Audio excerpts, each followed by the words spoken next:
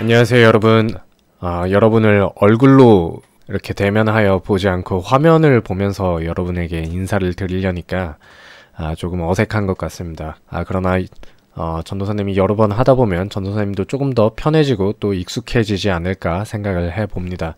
말씀드렸듯이 여러분과 함께 말씀을 읽는 시간을 제가 갖기를 원했습니다. 그래서 이름하여 하나님 말씀에 가까이 다가서기라는 영상들로 여러분과 함께 말씀을 읽고 또 말씀을 우리가 어떻게 읽어가야 하는지를 우리가 함께 영상들을 통해서 같이 해보는 시간들을 가졌으면 합니다. 여러분이 이 시간을 통해서 여러분도 이제 그 성경을 읽는 시간을 여러분 스스로가 또 따로 만들기를 바라고요. 또 성경을 어떻게 읽고 또 어떻게 이해해야 하는지를 전도사님이 이제 가르쳐 주는 대로 함께 배워서 이제 이것들을 이제 계속 해 갔을 때 여러분이 이제 나중에는 여러분 스스로가 성경의 의미들을 찾아갈 수 있는 그 훈련을 이 영상을 통해서 해 가실 수 있기를 바랍니다. 자, 그래서 우리가 원래 요한 1서를 같이 읽기로 했죠. 그런데 오늘은 이 요한 1서로 바로 들어가지 않고 우리가 성경을 어떻게 읽을 것인가 하는 그렇게 이제 기초에 대해서 성경을 대하는 우리의 자세에 대해서 먼저 말씀을 드리고자 합니다. 그리고 여러분도 이 영상을 통해서 내가 여태까지는 어떻게 성경을 읽어왔는지 한번 생각을 해보고 또 앞으로 어떻게 읽어가야겠다 생각해 보실 수 있는 시간을 여러분 갖기를 바랍니다. 자, 먼저 성경을 어떻게 읽을 것인가 이것을 기본 3가지로 한번 정리를 해봤습니다. 물론 더 많은 것들을 이야기할 수도 있겠지만은 제가 한번 간단하게 추려봤습니다. 그리고 제가 왜 이 3가지를 뽑았는지를 제가 설명하면서 말씀을 드리겠습니다. 먼저 내용을 이해하려는 목적을 분명하게 갖고 성경을 읽기입니다. 우리가 어떻게 성경을 읽어야 하는가 할 때 우리가 정확한 목적을 갖고 읽어야 하는데 그것이 바로 이제 내용을 이해하려는 목적을 갖고 우리가 읽어야 한다는 것을 제가 말씀드립니다. 우리가 많은 경우 우리가 이제 성경을 읽을 때면은 우리는 그저 이제 전도사님이 혹은 또 이제 부모님이 성경을 읽으라고 하니까 읽어야만 하니까 이제 읽게 되는 경우가 많습니다. 그리고 그게 아니더라도 또 이제 내가 이제 그리스도인으로서 또 한 번쯤은 성경을 처음부터 끝까지 한번 읽어보려고 이제 다짐을 해서 그렇게 이제 읽기를 시작하게 되죠. 그렇게 해서라도 여러분이 이제 성경을 읽는 것은 굉장히 이제 좋은 일입니다. 분명히 좋은 일입니다. 그런데 여기에서 이제 한 가지를 말씀드리고 싶습니다. 이제 우리가 먼저 그저 이것을 이제 읽어야 하기 때문에 그저 내가 매일 한 장 읽기로 했기 때문에 이렇게 정했기 때문에 내가 이제 그 양을 채워가는 방식으로 이제 성경을 읽게 되면요.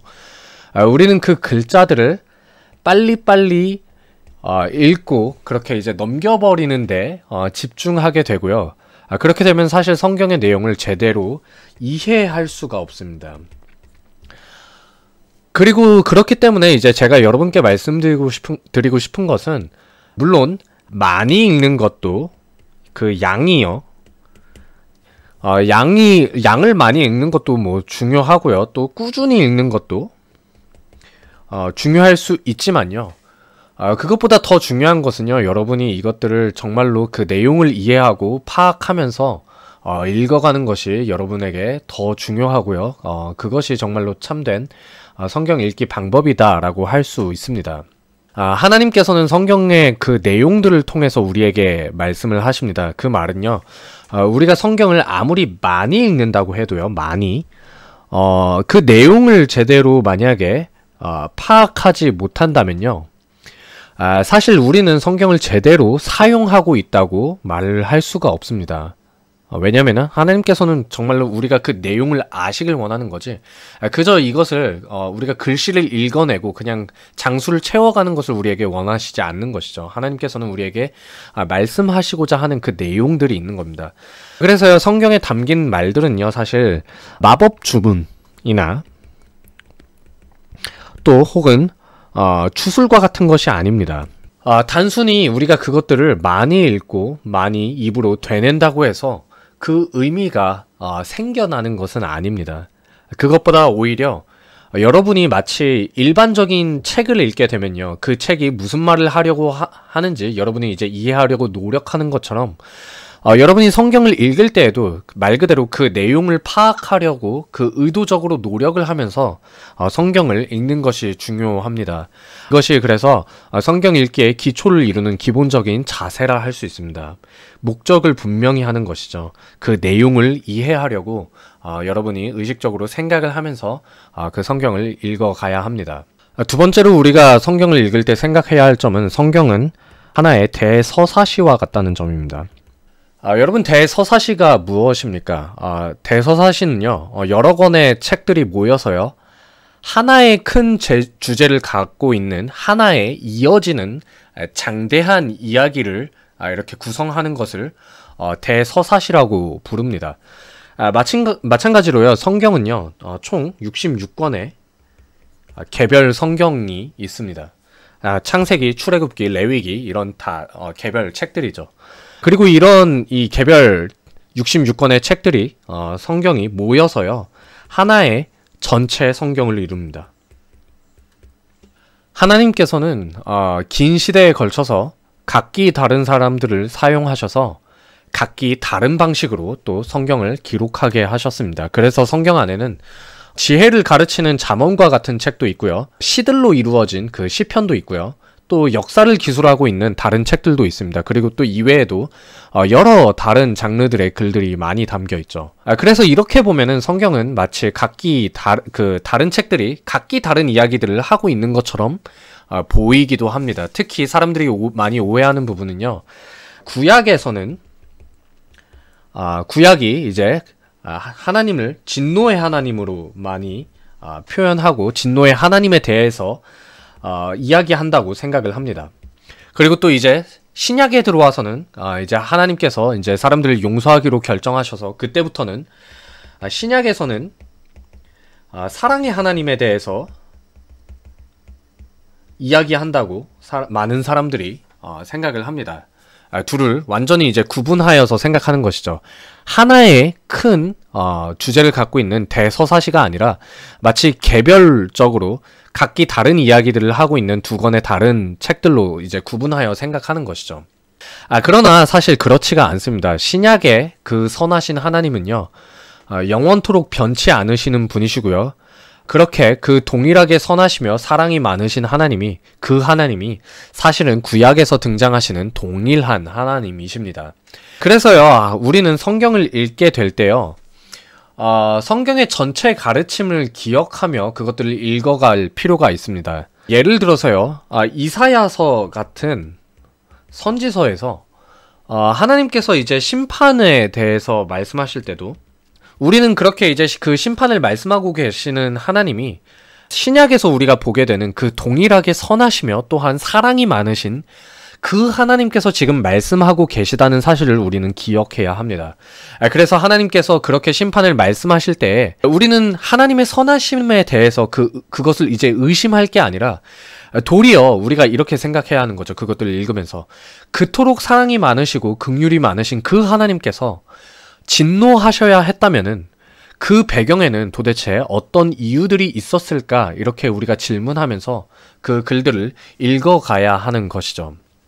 여러분이 이 지점에서 질문하실 수 있을 겁니다. 성경 전체의 가르침이 무엇입니까? 도대체 성경은 우리에게 무슨 말을 해주고 싶은 것입니까? 그걸 알아야 이 전체 성경의 가르침을 실질적으로 이제 의식하면서 읽을 수 있지 않겠습니까? 이렇게 물을 수 있겠죠. 여러분이 갖는 이 질문에 대한 답으로 제가 이제 보여드리는 이 말씀을 여러분 기억하시는 것이 좋을 것 같습니다. 요한복음 5장 39절에서 40절 말씀입니다. 예수님께서 이제 말씀하고 계시는 겁니다. 너희가, 이것은 이제 유대인들에게 말씀하시는 겁니다. 너희가, 그들이 이제 성경에서 영생을 얻는 줄 생각하고 성경을 연구하거니와, 그 사람들이 이제 성경 속에서 어떻게 하면은 영원히 살 수 있을까, 이 질문을 갖고 그 안에서, 이제 성경 안에서 답을 찾으려고 성경을 연구했죠. 그런데 예수님께서 하시는 말씀이 무엇이냐면, 이 성경이 사실은 곧 내게 대하여 증언하는 것이니라. 사실 너희가 그 성경에 대해서 영생을 얻고자 하여서 그 성경을 연구하고 있는데, 사실 이 성경은 나에 대해서 이야기하는 것이다.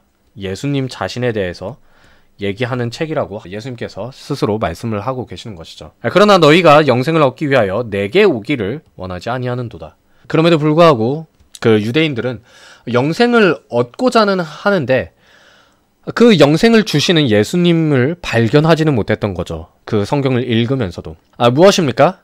우리가 성경이 전체 가르침을 통해서 우리에게 이야기하고자 하는 바는요, 영생을 주는 그 방법에 대해서, 그 길에 대해서 우리에게 하나님께서 그것을 말씀을 하십니다. 그런데 그 길이 무엇이냐? 결국에는 예수 그리스도라는 거죠. 우리는 성경을 통해서 예수님을 발견하고 예수님께서 어떻게 우리를 사랑하셨고 어떻게 우리의 구원을 이루셨는가를 발견해 나아가며 우리가 이것을 읽어가야 합니다.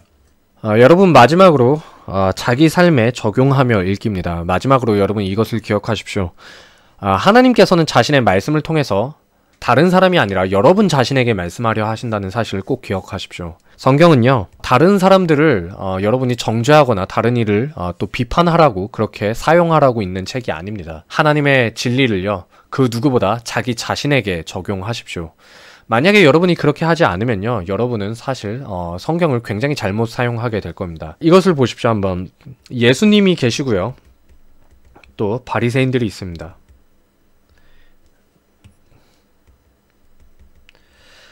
같은 성경을 읽고 있습니다.